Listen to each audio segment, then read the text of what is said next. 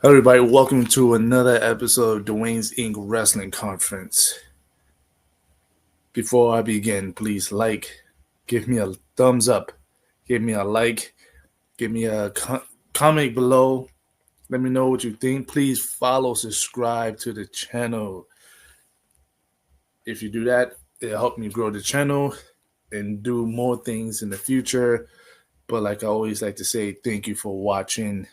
Um, Today we are doing the AEW Dynamite review. Just finished watching it. This time I'm trying to get used to this because I usually don't do stuff like this. I did notes this time. I wrote some notes and stuff. Um, so I'm going to be reading the stuff, what I thought about it, what I didn't like about it. I wrote some notes on the show. Some of the matches I didn't. Some of the stuff on the show I didn't. I just left it as it is. I wanted to keep some stuff fresh, speak from the top of my head instead of what I wrote. Um, so let's get into it. So, um, overall of AEW Dynamite Maximum Carnage, um, it was okay. I'm not saying it was like one of the best shows I ever saw. Overall, a solid 7.5 for me. I didn't really see anything that I liked. Um, Nothing really blew my mind watching this. But let's get into it. So the first match was Kenny versus Brian Cage. I'm gonna read from what I wrote. This was a good match. There was a good match of Kenny back on Dynamite. Definitely selling that diverticulitis. So he was definitely selling his stomach through the match. That's what I like. I kind of like about it. After the match, after beating Cage, Kenny got jumped by the Don Callis family. Will Ospreay came in for the save. He also got beat too. I mean, he did a little couple of hands here and there. And then he also got beat. And then he took out basically Will Ospreay came for the save, took everyone out from the Don Callis family, and here's come Konosuke. Konosuke comes with the championship, goes face to face with Kenny Omega. Kenny Omega looks at the belt, pushes Konosuke. Then they start the fight. Then the Don Callis comes back in. Now they jump in Kenny Omega. They jump with Ospreay. They leave them laid out in the ring. What I think is happening now that we're going to see Kenny Omega, Will Ospreay put the differences to the side. They actually going to team up and probably try to take down the Don Callis family. I think that'd be kind of cool because right now the Don Callis family doesn't seem all that. I don't know, just my opinion. Don't seem like a threat. They don't seem like a threat at all. You got the Murder Hawk, Lynch Archer. You got Kyle Fletcher, Konosuke, Brian Cage. To me, they should feel like a dominant, powerful group that can't be beat, but they don't feel like that way. But having Kenny Omega and Will Ospreay team up together to take them down, I'm for that. I wouldn't mind seeing that. That'd be kind of cool. Going further through the show, right after that, Ricochet came out. So let's see, what was that? 3 weeks ago, Ricochet attacked. He attacked Swerve, stabbed him in the head with golden scissors, left him bleeding, bloodied. Ricochet's shirt was all bloodied up, had his blood dripping from, had Swerve blood dripping from Ricochet's head, which is crazy. I'm surprised they didn't put that on the shirt because you know AEW loves making random shirts out of nowhere. Ricochet comes out, everyone's booing and booing and booing. The thing I hate what people do, the thing I hate what wrestlers do a lot, is that when the crowd is booing, they like to sit there and tell them, shh. You have a mic in your hand. You can literally tell the crowd, shut up. But anyway, as Ricochet was quietly telling the crowd to shut up, and basically they was booing him, then he went to a chant of whose house? Swerve house. Whose house? Swerve house. Whose house? Swerve house. I kind of wish they would have went with a chant was why you bald. I think that would be way funny. But the most funny thing about his promo is that as they was booing him, I forgot how weird Ricochet's voice sounds when he talks. It didn't make it no better. It didn't make it no better.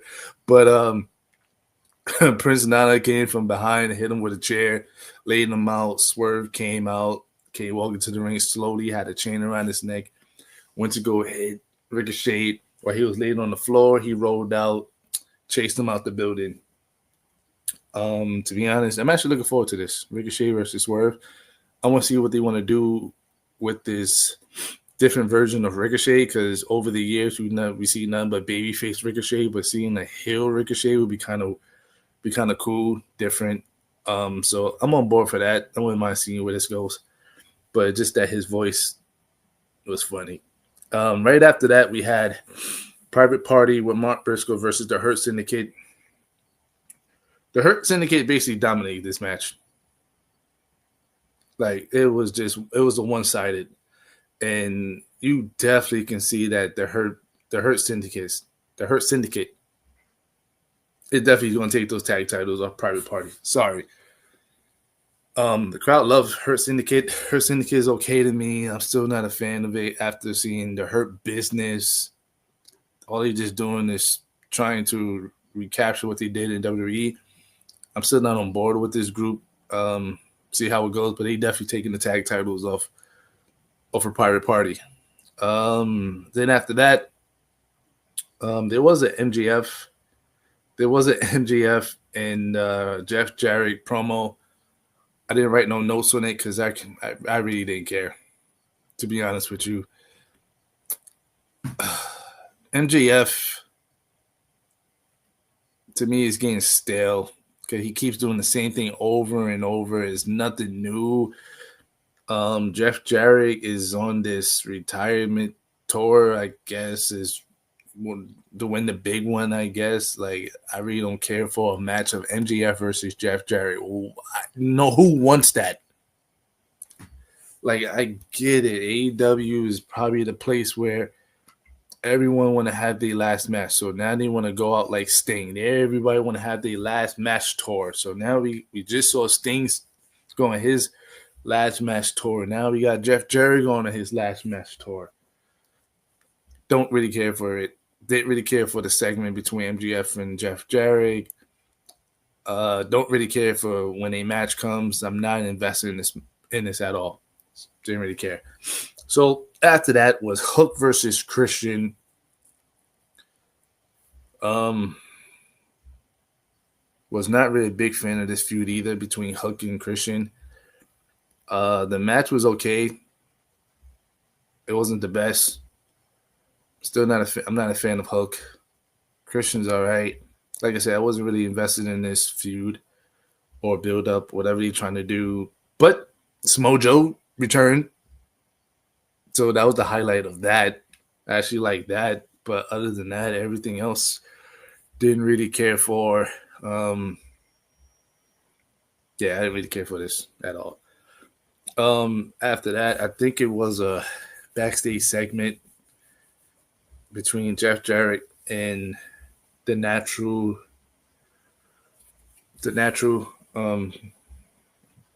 Dustin Rhodes. They really care for that. Like I said, I really don't care for Jeff Jarrett. I really don't. Anyway, on to the women's gauntlet. Women's gauntlet opened with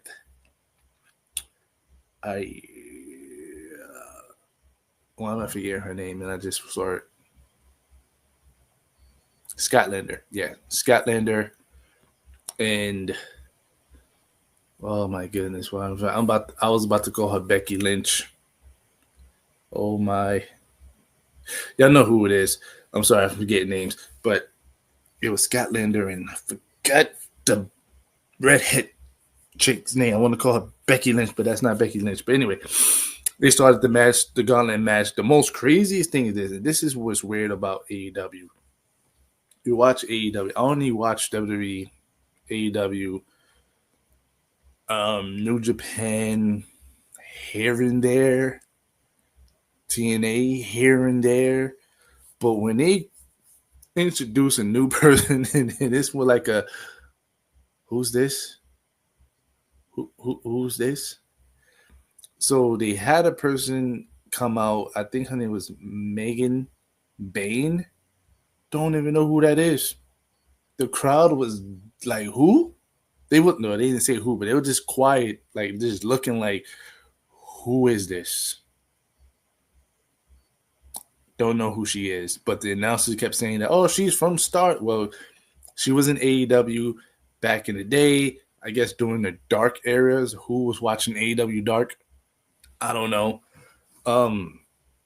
But she comes out, the crowd don't even know who she is. The announcers is basically telling us, like, hey, she used to be on Dark.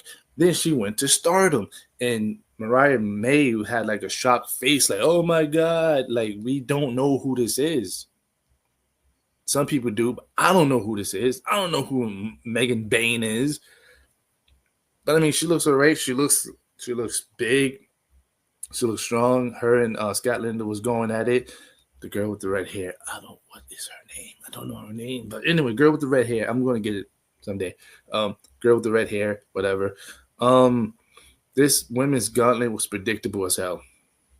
We all know Toni Storm was going to win. Like, this is, I don't know if this is just my opinion.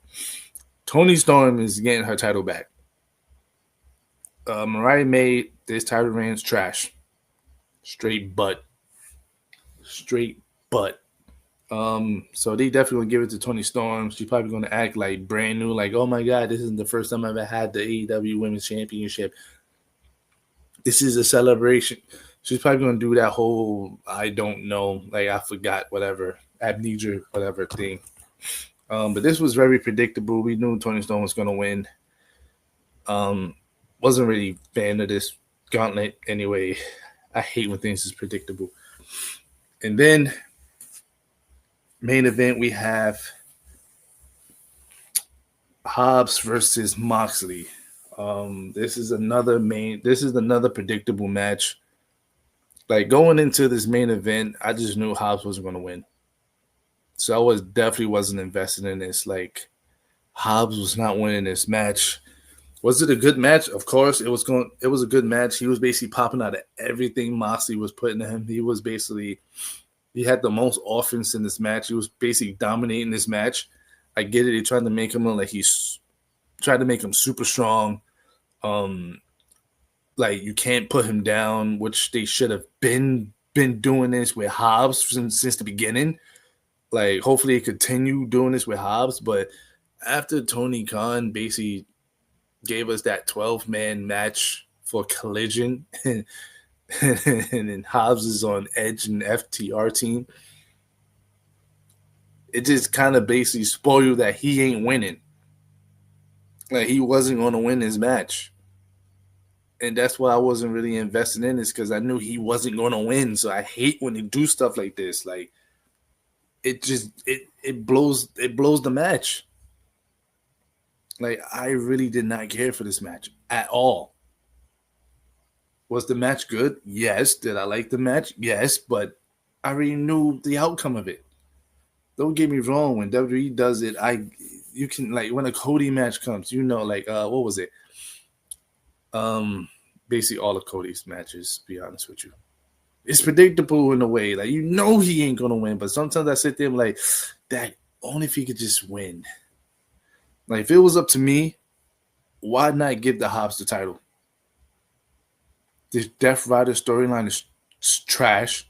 His butt, still don't understand it. I'm still confused about it. Why not give Hobbs the belt? That would have shook everything up. But overall, like I said, AEW Dynamite, Maximum Carnage, I gave it a 7.5. It wasn't like the best show for me. Nothing really stood out, only except the fact that Samoa Joe returned. And basically a potential team up of Will Ospreay and Kenny Omega. Um, Other than that, this was an okay show. Wasn't the best, but I enjoyed it. But I am looking forward to see where Ricochet versus Swerve go to. I'm just going to keep an eye out on Ricochet's character development of being a heel. But other than that, everything was the redhead girl's name. I don't know her name. I'm still trying to think. But anyway, it was an okay show. I don't know, but thanks for watching my AEW review. Please give me a thumbs up, like the video, subscribe, comment below. What's the redhead girl's name? What did you like? What are you looking forward to? Comment below. I will answer anyone's questions, anyone's comment, anything they want to say for me. Thanks for watching on the Dwayne's Inc. Wrestling Conference. Until next time, I'm out.